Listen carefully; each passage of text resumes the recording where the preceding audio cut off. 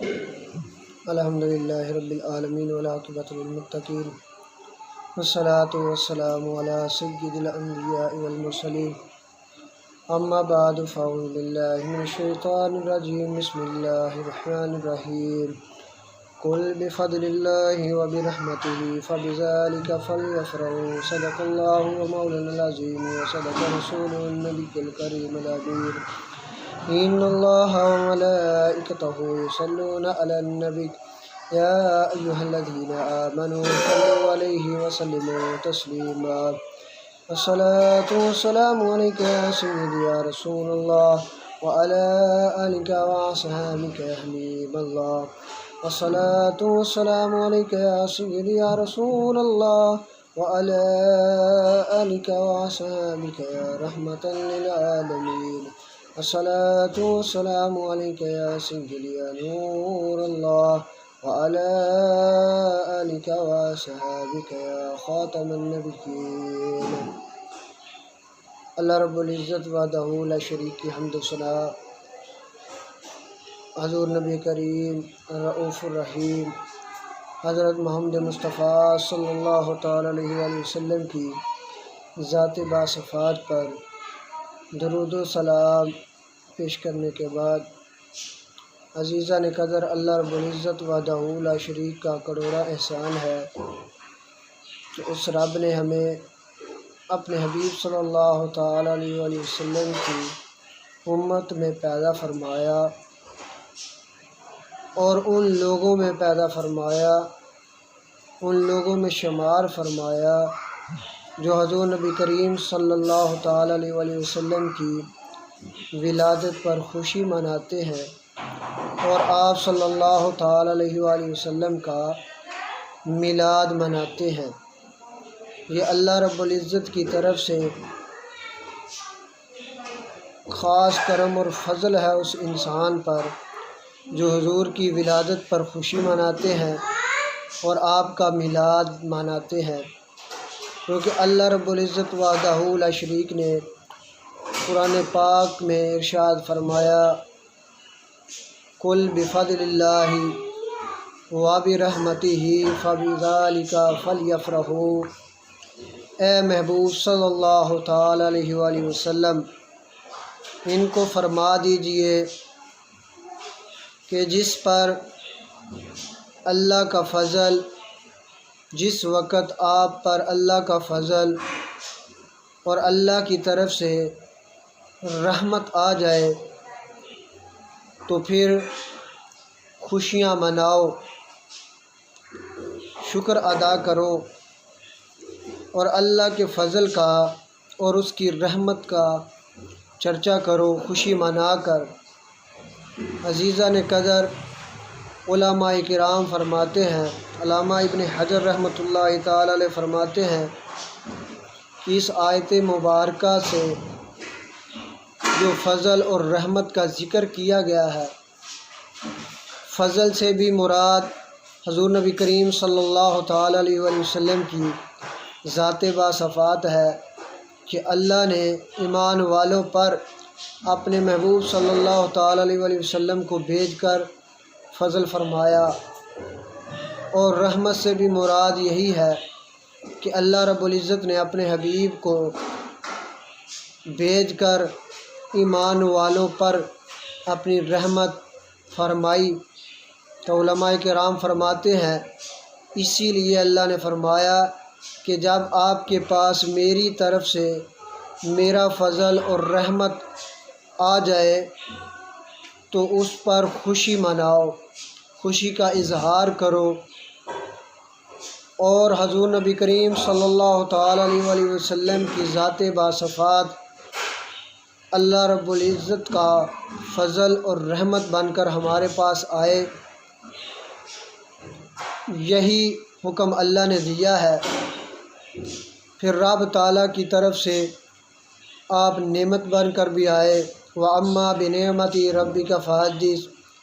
رب تعالیٰ نے فرمایا، اور میری نعمت اور رب تعالیٰ کی طرف سے جو آپ کو نعمت ملی اس کا خوب چرچا کرو۔ عزیزان قدر، کائنات میں جتنی نعمتیں ہیں ساری نعمتیں ایک طرف جمع کر لی جائیں تو حضور نبی کریم صلی اللہ تعالی علیہ وآلہ وسلم کی ذات اقدس کو ایک طرف رکھ لیا جائے تو وہ ساری نعمتوں کا اجر کم پڑ جائے گا، وہ ساری نعمتیں پیچھے رہ جائیں گی۔ حضور نبی کریم صلی اللہ تعالی علیہ وآلہ وسلم کی ذات اقدس تمام نعمتوں سے افضل نعمت ہے۔ عزیزان قدر، اللہ رب العزت وحدہ لا شریک نے بے شمار احسان اس امت پر کیے ہے، اور رب تعالیٰ نے سب سے افضل ترین احسان، سب سے بڑا احسان اپنے حبیب کو بھیج کر ایمان والوں پر فرمایا ہے۔ لقد من اللہ علی المؤمنین اذ بعث فیہم رسولا۔ اس سے بھی یہی پتہ چلتا ہے حضور کی عظمت اور شان کے حوالے سے۔ اللہ رب العزت وحدہ لا شریک کے محبوب صلی اللہ تعالی علیہ وآلہ وسلم کے بارے میں آتا ہے، حضرت عائشہ صدیقہ رضی اللہ تعالی عنہ آپ سے ایک روایت ہے، آپ فرماتی ہیں کہ حضور نبی کریم صلی اللہ تعالی علیہ وآلہ وسلم نے ارشاد فرمایا کہ مجھے جبریل امین علیہ الصلاۃ والسلام نے خبر دی۔ حضرت عائشہ فرماتی ہیں کہ رسول اللہ صلی اللہ تعالی علیہ وآلہ وسلم نے فرمایا کہ جبریل علیہ الصلاۃ والسلام فرماتے ہیں کہ میں نے زمین کا کوئی حصہ نہیں چھوڑا جس جگہ پہ میں نہ گیا ہو، جس کی سیر میں نے نہ کی ہو۔ میں نے پوری روح زمین کو دیکھا، پوری روح زمین میں رہنے والے انسانوں کو دیکھا، لیکن کوئی ایسا انسان نہیں دیکھا جو حضور نبی کریم صلی اللہ تعالی علیہ وآلہ وسلم جیسا ہو۔ حضور نبی کریم صلی اللہ تعالی علیہ وآلہ وسلم پوری روح زمین پر جتنے لوگ رہتے ہیں سب سے افضل ترین انسان ہے۔ حضرت عائشہ صدیقہ رضی اللہ تعالیٰ عنہ فرماتی ہیں کہ حضور نے فرمایا کہ میں نے حضرت جبریل علیہ الصلاۃ والسلام سے سنا کہ پوری روح زمین پر کوئی ایسا انسان نہیں ہے کہ وہ حضور جیسا ایمانت دار ہو، دیانت دار ہو، سچ بولنے والا ہو، حسین و جمیل ہو اور اچھے اخلاق کا مالک ہو، شفقت فرمانے والا ہو، نرم مزاج ہو، یتیموں کا سہارا ہو۔ واحد ایک ذات ایسی ہے جو تمام انسانوں سے افضل ذات ہے، اور وہ ذات حضور نبی کریم صلی اللہ تعالی علیہ وآلہ وسلم کی ذات ہے کہ آپ تمام انسانوں سے اخلاق کے لحاظ سے بھی افضل ہے، حسن جمال کے لحاظ سے بھی افضل ہے، اور سیرت کے لحاظ سے بھی افضل ہے۔ افضل ہو بھی کیوں نہ، کیونکہ رب تعالیٰ خود فرما رہا ہے کہ میں نے اپنے حبیب صلی اللہ تعالی علیہ وآلہ وسلم کو اپنے نور سے پیدا فرمایا ہے۔ کیونکہ اللہ کے محبوب صلی اللہ تعالی علیہ وآلہ وسلم کو رب تعالیٰ نے اپنے نور سے پیدا فرمایا، تو ظاہری سی بات ہے کہ وہ ہر انسان سے افضل ہوں گے۔ کسی کی اوقات نہیں ہے کہ وہ حضور جیسا ہو۔ کوئی یہ دعویٰ کرتے ہیں کہ ہم حضور جیسے ہیں، معاذ اللہ حضور ہم جیسے تھے۔ میں ان لوگوں کو کہتا ہوں کہ تمہاری اوقات ہی کچھ نہیں ہے، تم حضور جیسا خود کو بولتے ہو۔ حضور نبی کریم صلی اللہ تعالی علیہ وآلہ وسلم حضرت عائشہ صدیقہ رضی اللہ تعالیٰ عنہ فرماتی ہے کہ ایک دن رات کا اندھیرا تھا اور میری سوئی گم ہو گئی، تو میں وہ تلاش کرتی رہی لیکن وہ سوئی مجھے نہ ملی۔ اتنی دیر میں حضور نبی کریم صلی اللہ تعالی علیہ وآلہ وسلم کمرے میں تشریف فرما ہوئے تو کمرہ اس قدر روشن ہو گیا کہ میں نے وہ سوئی پہلی ہی نظر میں تلاش کر لی۔ تو عزیزان قدر، حضور نبی کریم صلی اللہ تعالیٰ علیہ وآلہ وسلم کے حسن و جمال کا عالم یہ ہے کہ وہ جس کمرے میں داخل ہوتے ہیں اس کمرے میں اس قدر روشنی پھیل جاتی ہے کہ حضرت ام عائشہ صدیقہ رضی اللہ تعالیٰ عنہ جس سوئی کو تلاش کر رہی تھی وہ پہلے نہ مل رہی تھی، لیکن حضور کے آنے کی برکت سے وہ مل گئی، آپ کے حسن و جمال کی روشنی کی وجہ سے مل گئی۔ اور جو یہ دعویٰ کرتے ہیں کہ معاذ اللہ ہم حضور جیسے ہیں، حضور ہم جیسے تھے، میں ان لوگوں کو یہ کہتا ہوں کہ وہ کمرے کی لائٹیں بند کر لیں اور وہ کمرے میں داخل ہوں اور وہ کمرے کو روشن کر کے دکھائیں، پھر میں مان لوں گا کہ وہ حضور جیسے تھے۔ اگر وہ کمرہ ان لانتیوں کے آنے سے روشن نہیں ہوتا تو پھر ان لانتیوں کا یہ دعویٰ جھوٹا ہے کہ معاذ اللہ ہم حضور جیسے ہیں، حضور ہم جیسے ہیں۔ وہ لانتی جھوٹے دعوے کرتے ہیں۔ میں ان لوگوں کو یہ کہتا ہوں جو یہ کہتے ہیں کہ معاذ اللہ میلاد منانا شرک اور بدعت ہے، حضور کی ولادت پر خوشی منانا شرک اور بدعت ہے، اور جب وہ اپنی بیویوں کی سالگرہ مناتے ہیں، اپنی شادی کی سالگرہ مناتے ہیں، اس وقت ان کے لیے شرک اور بدعت کا فتویٰ کہاں چلا جاتا ہے؟ جب وہ اپنے بچوں کی سالانہ سالگرہ مناتے ہیں، لاکھوں خرچ کرتے ہیں، اس وقت ان کو شرک اور بدعت یاد نہیں آتا۔ میں یہ کہنا چاہوں گا کہ اگر حضور کی ولادت پر خوشی منانا شرک اور بدعت ہے، حضور نبی کریم صلی اللہ تعالیٰ علیہ وآلہ وسلم کی عظمت اور شان بیان کرنا شرک اور بدعت ہے، تو پھر ہمیں یہ منظور ہے، ہم شکر کرتے ہیں اس رب کا کہ رب تعالیٰ نے ہمیں اپنے حبیب کی ولادت پر خوشی منانے والا بنایا اور یہ شرک کرنے والوں میں پیدا فرمایا، اور حضور کا میلاد منانے والوں میں ہمیں شمار فرمایا۔ اس رب کا ہزاروں اور کروڑوں بار شکر ادا کرتے ہیں اور ان لوگوں پر لعنت بھیجتے ہیں جو حضور کی ولادت پر خوشی منانے پر یہ کہتے ہیں کہ یہ شرک اور بدعت ہے، اور اپنی اولادوں پر سالانہ ان کی سالگرہ منا کر لاکھوں کروڑوں خرچ کرتے ہیں۔ اس وقت یہ نہیں کہتے کہ یہ شرک اور بدعت ہم ایجاد کر رہے ہیں، اس وقت ان کو یہ یاد نہیں آتا۔ حضور نبی کریم صلی اللہ تعالیٰ علیہ وآلہ وسلم تو بہت ہی باکمال شخصیت ہے۔ حضرت امام حاکم رحمۃ اللہ تعالیٰ علیہ آپ فرماتے ہیں، آپ لکھتے ہیں کہ حضور نبی کریم صلی اللہ تعالیٰ علیہ وآلہ وسلم کی ذات باصفات،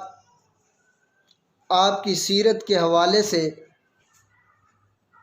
حضرت امام حاکم فرماتے ہیں کہ جس انسان نے حضور نبی کریم صلی اللہ تعالیٰ علیہ وآلہ وسلم کی ولادت کی خوشی منائی اور آپ کی ولادت پر محفل میلاد کا انعقاد کیا اور کچھ درہم اور دینار خرچ کیے، رب تعالیٰ فرماتا ہے کہ اس انسان پر جہنم کی آگ کو حرام کر دیا جاتا ہے، ڈھال بنا دیا جاتا ہے اس اخراجات کو جو وہ حضور نبی کریم صلی اللہ تعالیٰ علیہ وآلہ وسلم کی ولادت کی خوشی میں خرچ کر رہا ہے، وہ دیوار بن جاتے ہیں۔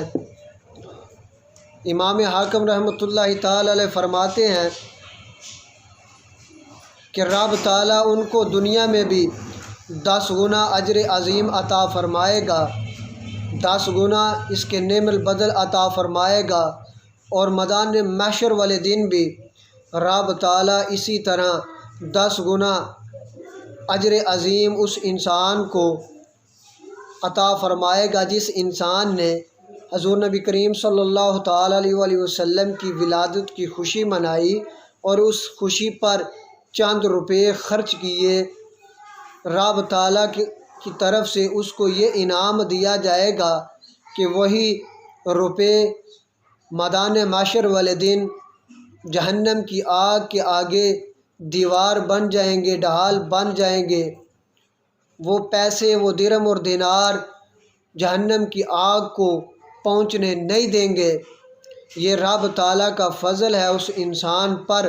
یہ رب تعالیٰ کی طرف سے انعام ہے اس انسان کے لیے جو حضور کی ولادت پر خوشی منا رہا ہے اور خرچ کر رہا ہے۔